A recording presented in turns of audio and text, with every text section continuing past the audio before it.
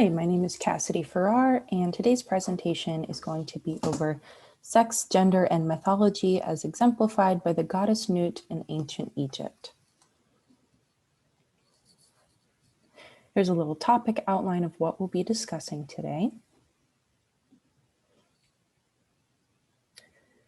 So, ancient Egypt was a powerful civilization, spanning multiple eras of struggle and triumph from 3200 BCE to around 395 CE. During these thousands of years, ideas of gender and the nature of mythology shifted with transitions of power, new ideas, and the influence of other major ancient civilizations. Regardless of the time period, as with any society, gender roles and ideas of sex and sexuality played a prominent role in the civilization's culture. Though ancient Egypt was considered to have more available rights for women compared to other ancient societies, by looking at ancient Egyptian iconography, aspects of life and death, and mythology, it is apparent that ancient Egyptians lived under a heteropatriarchy. And here you can just see a rough outline of where the territories for ancient Egypt were, including along the Nile and the Nile River Delta. Binaries largely dictated ancient Egyptian lives, as evident by the different coloring of male and female figures in iconography, as seen here, the covering of male genitalia and outlining of female genitalia in art, and the differing roles of male and female gods and goddesses, according to Matik's 2016 Gender in Ancient Egypt. The civilization, however, is considered by many historians to have been less strict in its values of heteropatriarchy than other ancient societies, according to Susan Tower Hollis's 1987 Women of Ancient Egypt and the Sky Goddess Nut. Though men were mostly considered the heads of household, titles such as Lady of the House, evident since the 11th dynasty, show that adult women were sometimes able to manage the economy of a household. Women could also engage in business and trade, as indicated by several private tombs of the Old to New Kingdom, also according to Matik. There were several female leaders as well, from Hatshepsut to Cleopatra, which was not mirrored in any other major ancient civilizations, according to Hollis. These opportunities were mostly afforded to elite and noble women, however, who were sometimes respected in their roles as women, but not seen as equal individuals to men. In texts such as Be a Scribe, dating from the Middle Kingdom, men were offered occupational options such as scribe, merchant, soldier, among others, and the ability to live on through writing, while women were depicted as only able to barter at the market or suffer with their children should their husband die on the battlefield. Despite certain exceptions, ancient Egyptians were still ruled by the roles of gender binary and heterosexual partnerships. And here we see statues of Rahotep and his wife Nofret, sorry for pronunciation, in the 4th dynasty.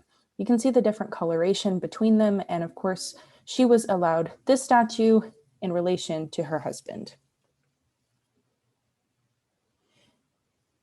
Just as important as aspects of ancient Egyptian family life was the process and ritual surrounding death.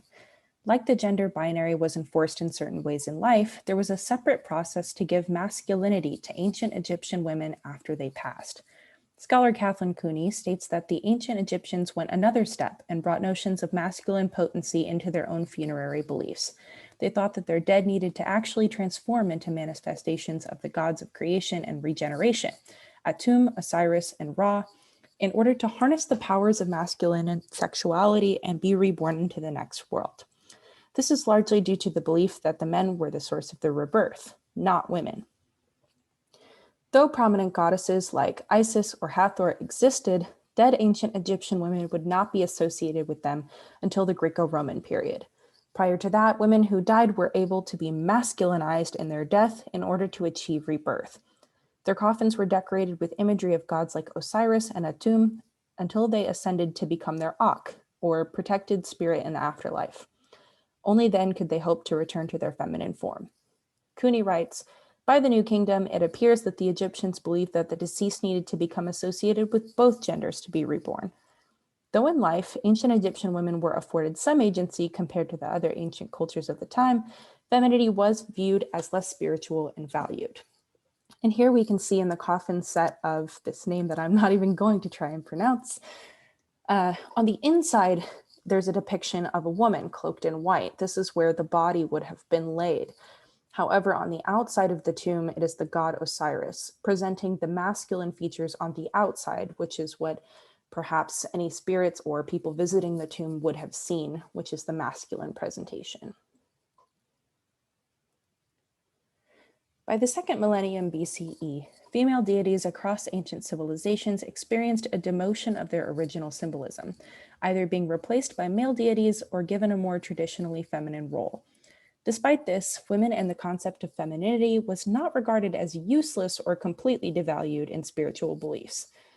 This is exemplified in the worship and art of the sky goddess Nut, Hollis states. In ancient Egyptian mythology, naming Nut as the sky goddess and Geb as the earth god deviates from the typical sky god and earth goddess dynamic of many ancient cultures, such as Greek mythology. She is still depicted as a mother of stars, but also as receiver of gods and kings, as you can see below.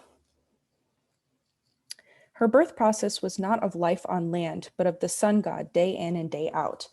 Though powerful, Cooney writes, the myth of Atum states that when the sun set in the west, Atum entered the mouth of the sky goddess Nut, whose body was thought to contain the Duat, or netherworld. This essentially planted the seed of conception and Atum's reborn self within his own mother.